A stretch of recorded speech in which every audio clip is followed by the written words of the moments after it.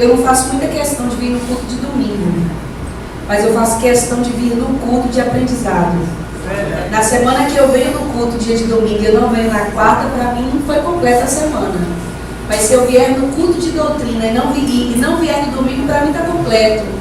Porque a Bíblia diz que o povo se perde por falta de conhecimento. E nós crescemos quando nós aprendemos do Senhor. Não é? Quando nós aprendemos com o Senhor, com a sua palavra. E é aquilo que eu sempre digo, né? Eu gosto muito do glória a Deus, do aleluia, do movimento espiritual. É necessário. Mas não adianta todo aquele movimento e depois você aprender o quê? Quando chega o dia mal na vida da gente, o que a gente vai lembrar?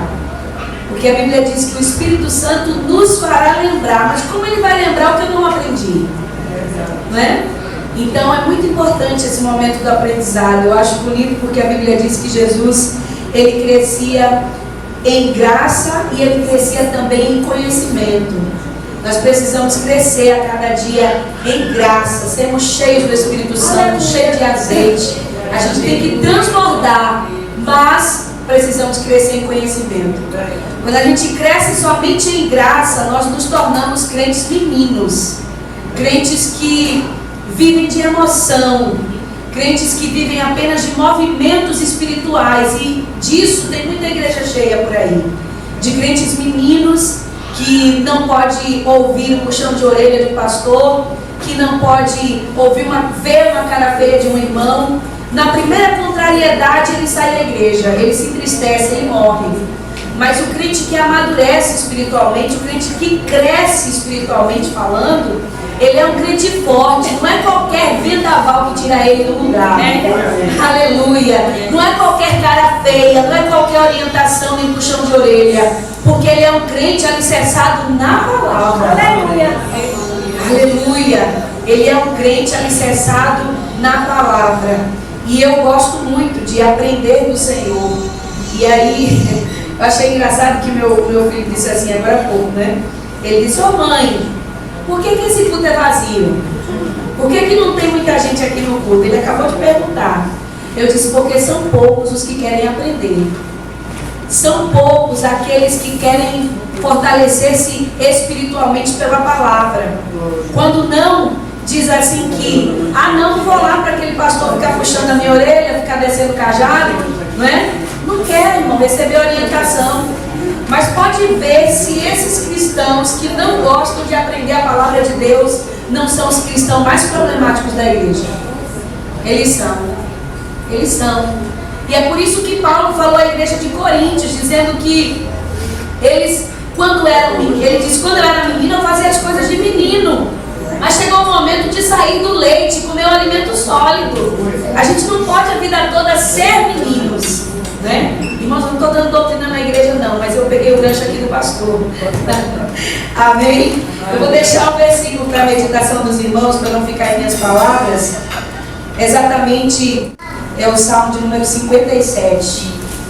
Glória a Deus. Versículo 1 diz assim: tem misericórdia de mim, ó Deus, tem misericórdia de mim, pois a minha alma confia em ti, e na sombra das tuas asas me abrigo até que passem as calamidades.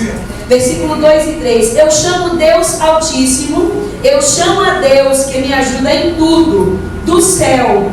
Ele me responderá e me salvará. Ele derrotará os que me atacam. Deus me mostrará o seu amor e a sua fidelidade. Davi estava em apuros quando ele escreveu esse salmo. E ele pedia a Deus a sua misericórdia. O que é que nos salva, irmão, se não for a misericórdia de Deus? E ele disse: até que passe as calamidades. O que eu acho interessante é que ele disse: até na sombra das tuas asas me abrigo até que passe as calamidades. Mas nós precisamos estar na sombra. O que é estar na sombra? Estar no esconderijo do Altíssimo, é o que falou o Salmo 91. Aquele que habita no esconderijo do Altíssimo, a sombra do Onipotente descansará. É o esconderijo, é a sombra. Mas por que é que muitas vezes estamos desprotegidos? Porque a gente sai do esconderijo. E que esconderijo é esse, irmão? Eu vou entrar numa cabana, vou me esconder, vou entrar numa caverna? Não. É a gente se apressa em sair da presença de Deus. Quando a gente se precipita a fazer algo que Deus não nos orientou a fazer, a gente está saindo do esconderijo. Então, para sermos atendidos pelo Senhor em tempo oportuno e recebermos essa misericórdia no dia da calamidade, a gente tem que permanecer na presença. Amém. A gente tem que permanecer no esconderijo. Porque às vezes a gente procura abrigo, a gente procura a misericórdia do parente, procura a misericórdia do pastor. Não que o pastor não tenha, mas ele tem muitas ocupações. E a gente procura a misericórdia do pastor. E aí fica, por que ninguém me ajuda? Por que o pastor não me ajuda? Por que a família não me ajuda? Tem processos que Deus nos coloca que é só Ele, eu e você, né? E sabe como é que você recebe misericórdia? Quando você fica na presença. Amém. Ah, mas está demorando muito, mas continua na presença. Aleluia. Continua na sombra, continua no abrigo do Senhor. Lá você vai estar protegido de todas as calamidades. As calamidades vêm, mas no esconderijo do Altíssimo nós alcançaremos o favor e a misericórdia de Deus. Em nome de Jesus. Que Deus abençoe pela oportunidade.